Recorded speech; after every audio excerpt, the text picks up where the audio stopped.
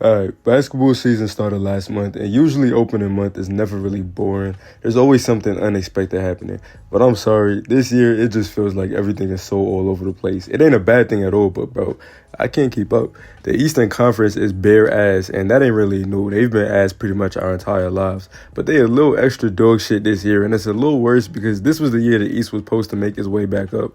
I mean, the Celtics, Knicks, Pacers, Cavs, Bucks, and Sixers were all supposed to be genuinely good coming into the season, and the massive gap between the conferences looked like it was about to start to close a little bit. Instead, for the large majority of the beginning of the season, there were two teams in the East with a winning record. That only changed recently when the Magic got above 500. The Sixers have 2 wins in 11 games, and the Bucks are 4-8 in 12th place. That shit is a fucking sewer compared to the West, which is literally Ragnarok for like the 10th year in a row. Every team in the playoff spot has a winning record. You have to get to the 12th seed before you get to a team with a losing record, and that's the Mavericks. They over there throwing down, bro. That playoff race finna be bonkers.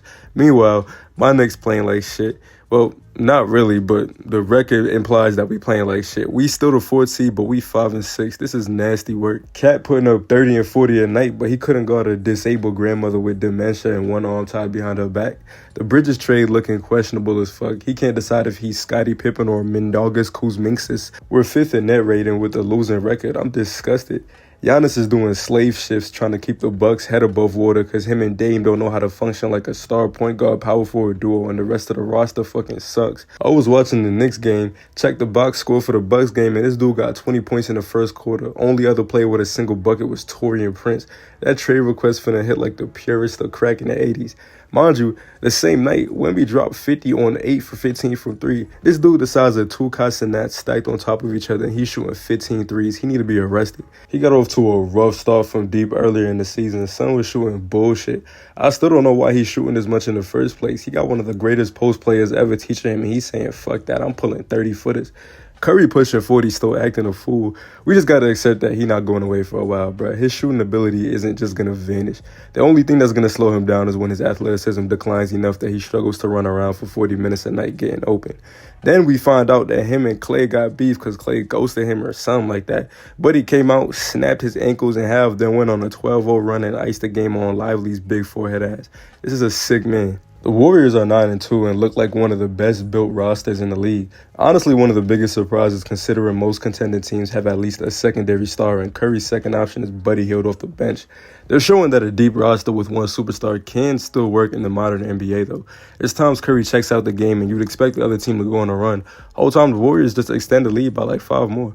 I don't actually expect them to make the finals or anything with their current roster and the way the current Western Conference is looking, but if they manage to trade maybe a little bit of their depth for another all-star level player, that could change the whole script. Imagine if that marketing move ended up working out. It's crazy to think about. Then you got LeBron's eternal ass, about to be 40 next month, putting up 3 straight triple-doubles. At what point do we start investigating them blood-drinking allegations? This is not normal. He got to be fucking absorbing souls or something. Then you got Jokic, big ass, built like melting ice cream, averaging 30, 13, and 12, shooting above 55% from both the field and from 3. He has somehow gotten even better after already winning 3 MVPs. Anti-big man and anti-foreign bias is a sickness in the NBA community because there's no way you can sit there and deny that this is arguably the greatest overall offensive talent in the history of the league. Oh, yeah, and the Cavs are 13-0 for some fucking reason. That's probably the most random shit of all, but when you actually watch them, it makes sense. Overall offense, interior defense, shooting. I mean, even Mobley hitting threes now. Evan Mobley. Yeah. Literally, their only weakness right now is their perimeter defense, and that's probably going to be an issue come playoff time, but for now, they having a time.